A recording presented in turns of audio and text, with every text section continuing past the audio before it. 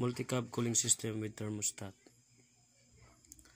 Mahalaga po ba sa ating multi-cab engine ang thermostat?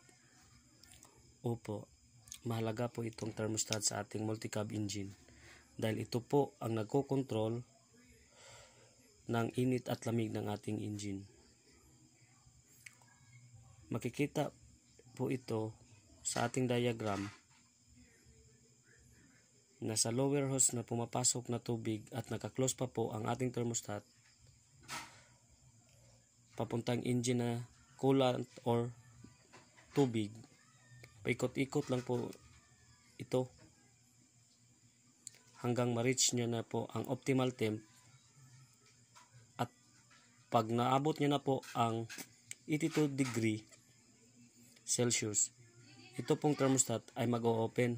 Pag open po ng thermostat, ang mainit na tubig po ay papunta po dito sa upper radiator hose papuntang radiator. Ang mainit na tubig, ito na naman ang palalamigin ng ating radiator.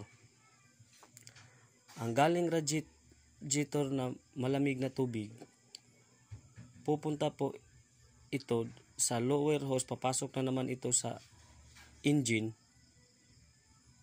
at magkuklose po itong thermostat kasi nakadetect siya ng malamig na tubig, at ito naman ang papainitin ng ating multi-cab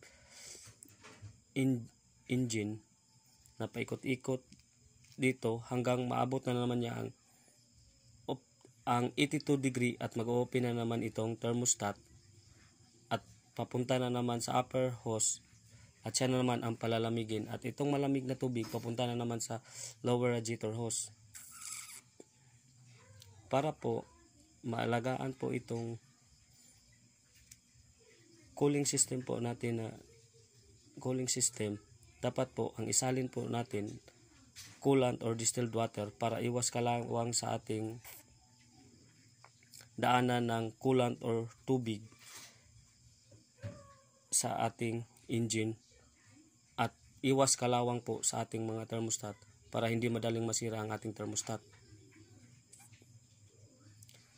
Sana po may natutunan kayo sa video na ito at magkaroon kayo ng idea bakit kailangan ang thermostat. Sa susunod ko pong video, i-explain ko po kung walang thermostat ang multi-cab engine, ano ang mangyayari.